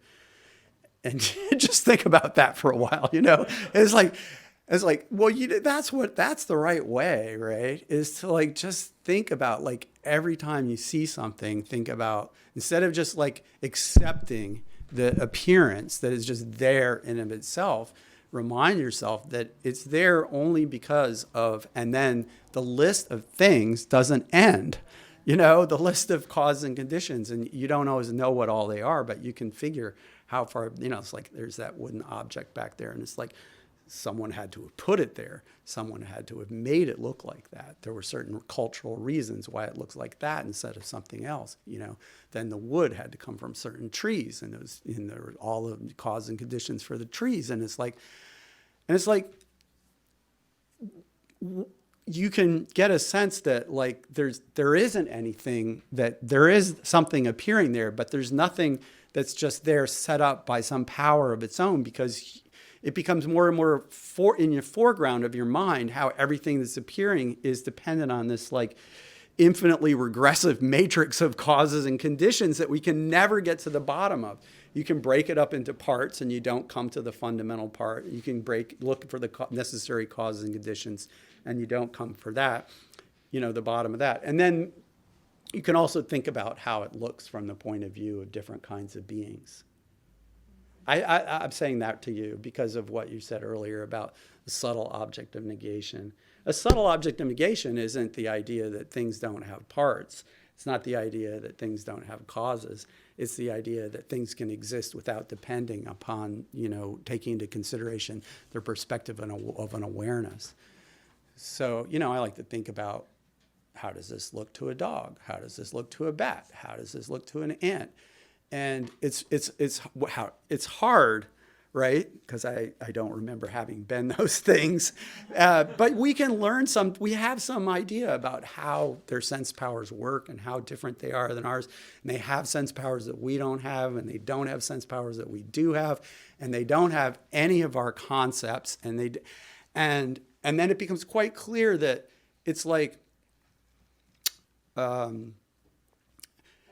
it doesn't make any sense to them to say that that's a table. If there was an ant that was thinking, there's a table, it may have some food on it, this would be like a very strange ant, do you know what I'm saying? Wouldn't be a normal ant. And right. So when I was at Shrivasti Abbey, it was a beautiful place up there, and you're like, this is Shrivasti Abbey. To us, it is, yeah. There's also those turkeys that are walking around the place all the time, and there's the birds that are flying over. And it's not Shrivasti Abbey to them. And it's not Shrivasti Abbey to them because they're so stupid. Do you see what I'm saying? It's not that it's not Shrivasti Abbey to them because they have that stupid bird karma. It's not Shrivasti Abbey to them because it's not objectively Shrivasti Abbey. There can be beings who have perfectly legitimate points of view from which there is no such thing as Shrivasti Abbey. And that's what it means to say that, they're objective.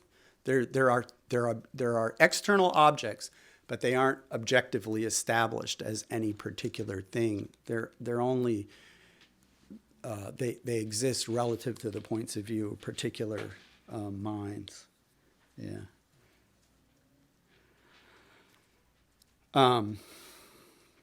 One thing that Tsongkhapa says about this, dependent arising thing, dependent arising and emptiness, is that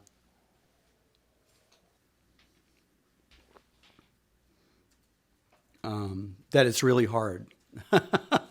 He gives it, it's like sometimes like when you read this, he's just realized it. He makes it sound like so obvious. How could anybody not say it?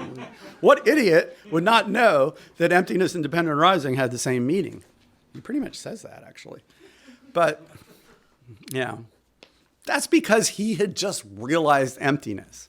Like a little while later, he's writing, the Great Treatise, and he says, my friends, talking to us personally, right? As he tries to, talk to us personally. It's very difficult to understand the compatibility of cause and effect, within this perspective of the subtle, profound emptiness. It's very difficult to really understand it. In other words,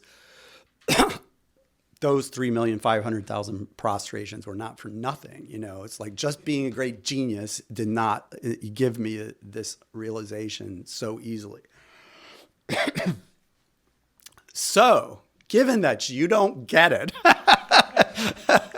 what's my advice to you? My advice to you, this is Tsongkhapa speaking, is just go ahead and say the words. Say the words that the meaning of emptiness is dependent arising, and don't get moved off of that. Even if you don't understand it, you shouldn't abandon it. What you should do is study further, meditate. Just don't give up on that because you don't understand it. That's the core of the teaching, about the view, is the compatibility of those two things. So I like it that he said, I get it. But then he kind of looks like, acknowledge that it is hard to get. And Jeffrey told me that he was translating for the Dalai Lama somewhere in Asia, and the Dalai Lama started talking about this, how hard it is. He said, the deeper, subtler your understanding of emptiness gets, it can feel really hard to posit dependent arising within it. It's not like so necessarily that easy, right? And that seems like His Holiness was getting to the level that Tsongkhapa was describing, of really appreciating that this isn't as simple as it sounds. Yeah. Sort of at a stopping point. Function. Okay, I'll come back to that. So earlier there was a comment that you posit some things in relation to their function. Of course, function is a really important part of the basis of designation. So that get me back to this topic about basis of designation.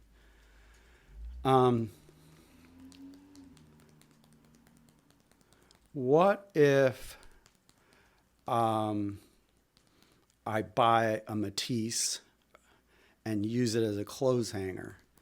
What if I, use my Dharma books as umbrellas in the rain? What if, as in Abu Ghraib, people are used as chairs?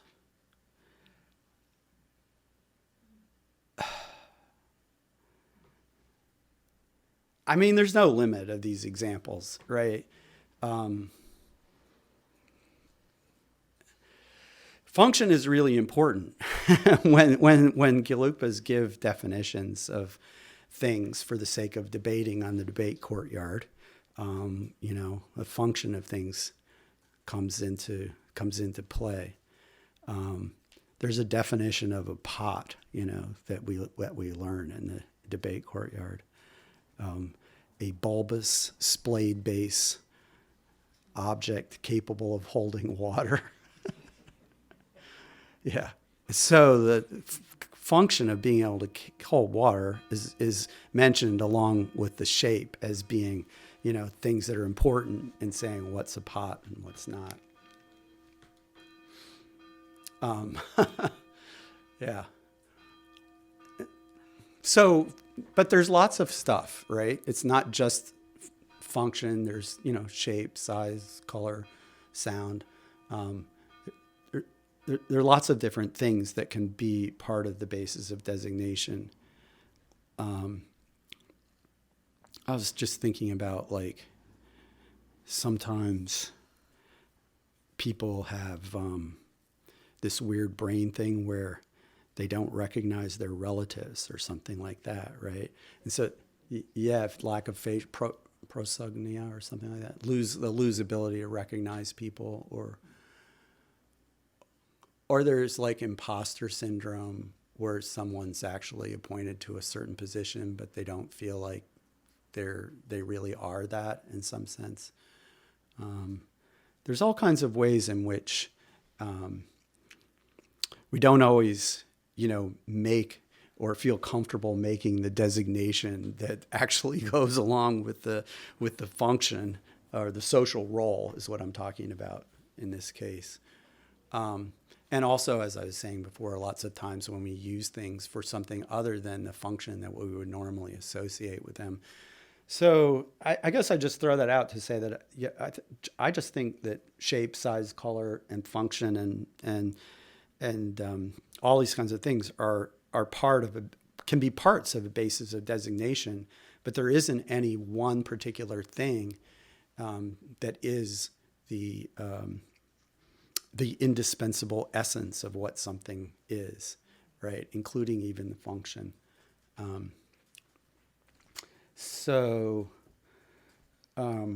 Basis of designation, object designated. So I was talking about thinking about trying to understand emptiness by not thinking about emptiness, because that could just get confusing, but instead look at stuff and think about where it comes from, what has to be there in order to be there, how it's been caused to appear in this way at this time, instead of just taking it for granted that objectively exists as a certain thing by force of its own being. Just interrogate that, and you quickly realize that you know all kinds of stuff. Just like with the A, the same is true about the clock. It's just that it seems a little harder, but it's not that much harder to realize that, that's just, designated as a clock, right? And it's dependent on a whole bunch of stuff to be that. It's designated as a clock means it is a clock for me. So another way to kind of get at this, dependent arising is the most straightforward, but an interesting way to get at it is to think about what we mean by dependent arising is not just that it's made out of parts and causes and conditions, but it's been designated in dependence on a basis of imputation. This is going towards the subtle object of negation, right? You can think about its causes and conditions, right? But even if you understand that it's definitely not permanent and it has arisen based on causes and conditions, you haven't gotten at the subtle emptiness or gotten, you're just realizing impermanence, right?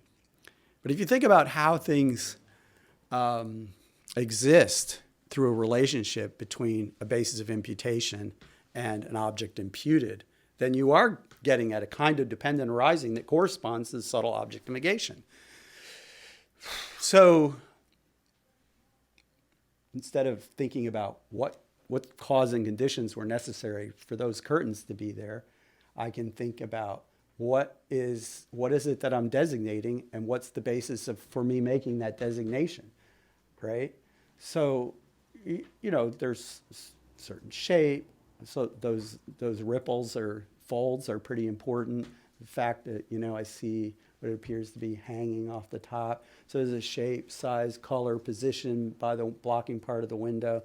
And then, I see these certain shapes and colors appearing in space.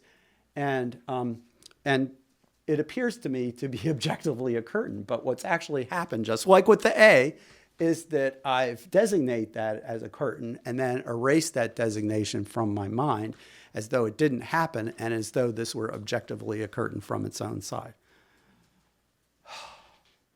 See, just that's using the dependent arising, but not using it just with parts and wholes and cause and effects, but using it with dependent designation. Nagarjuna actually says this in 24th chapter of the Karikas, verse 18. He says, dependent arising is emptiness. This is dependent designation. This is the middle way. So yeah, by dependent arising, at least in that verse, Nagarjuna says that's what we mean by dependent arising is dependent designation, not just cause and effect. Most of the time, he doesn't explain in detail dependent designation, but he says it in 24:18 that's what he's talking about, the subtle meaning of dependent arising. Yeah. Yeah, we have a few minutes. Thank you.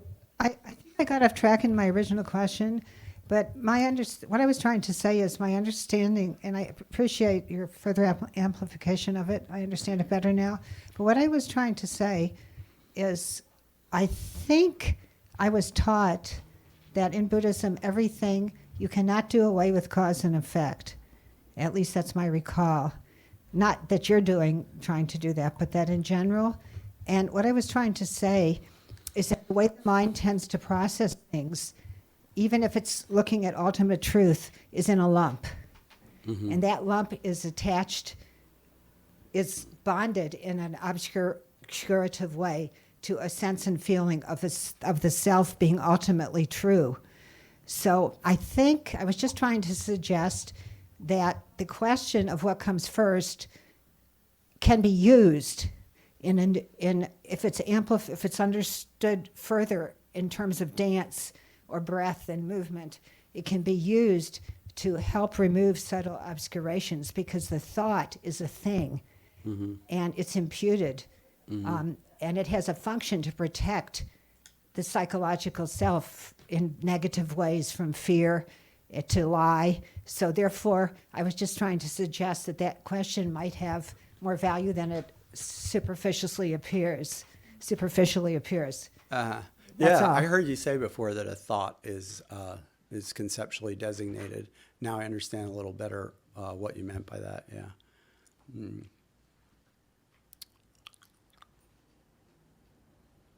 Are there any other questions? We still have like 7 minutes. Yes, Min.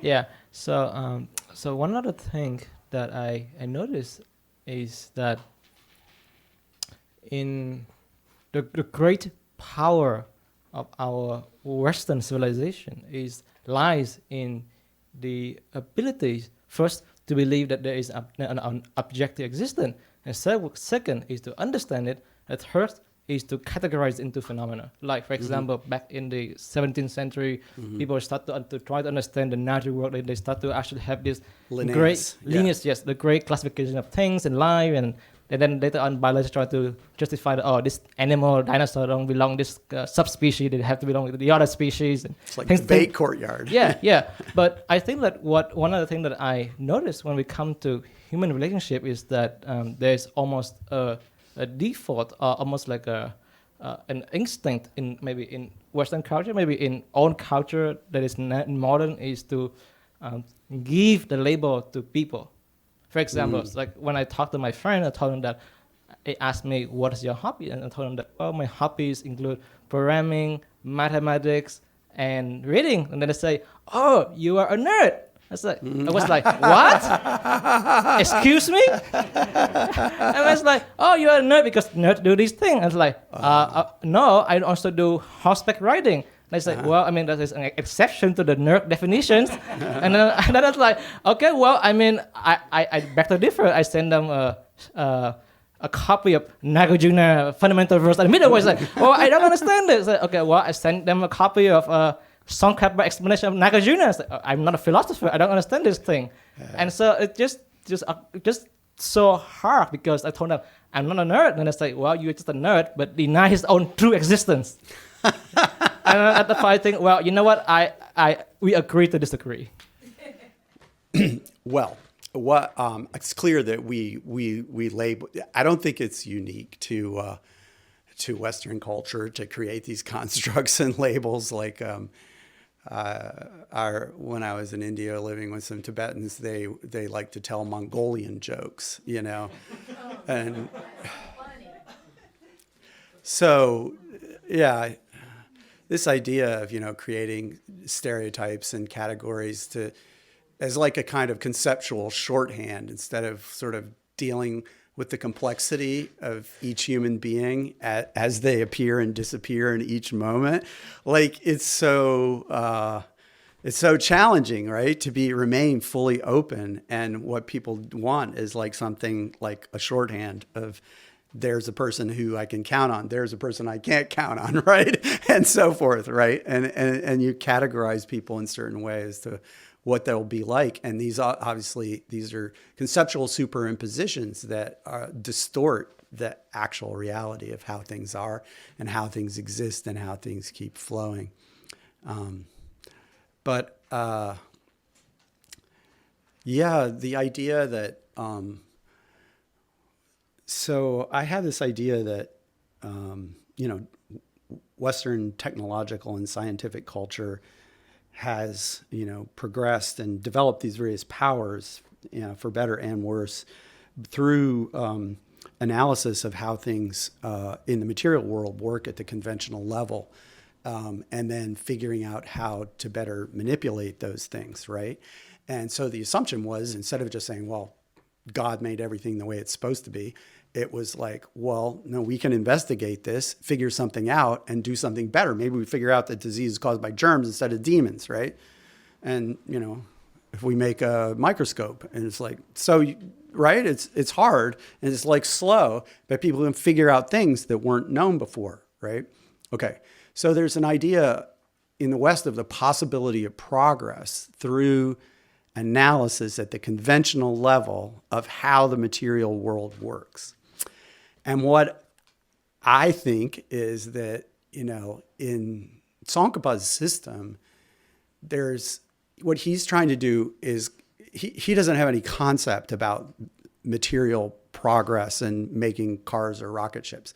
But what he's doing is carving out a similar kind of space for spiritual progress. He's saying it's not a matter of sudden enlightenment or else you're done.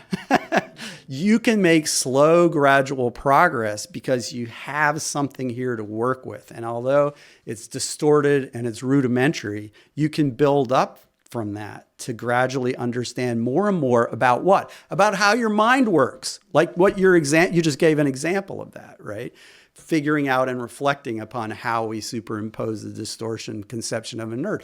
Well, it's like this is what if we work on understanding how our own minds work, then we can improve ourselves in the way we relate to other people. It's not okay. I don't, just to be clear, I'm a scholar, as you collected and understood. I'm not claiming any special attainment. But I would say that I am improved over 30 years ago. I'm more able to relate to people, right? And it comes through paying attention to practical experience. So I've made it up to almost average. Yeah, so you see what I'm saying? I say in both the different focus of where you're working on the material world or you're trying to make spiritual progress, but the possibility of making progress instead of just saying it's all or nothing, it's Dharmakaya or you know what I'm saying? Dharmakaya or bust. It's like, maybe we should just start where we are and see if there's a way that we can just get up like one extra step. That's what His Holiness was saying in that Lehigh teaching, at the end. He's pointing to the back of the auditorium up in the rafters and he's saying, well, Buddha, it's way up there, but, we can start now and make some steps. Yeah. Okay, I think that's 4 o'clock. It's a good time to stop, but I'll be back here tomorrow. Is that right, Carol? 10 o'clock? Okay, good. Well, thank you for being so attentive. Yeah.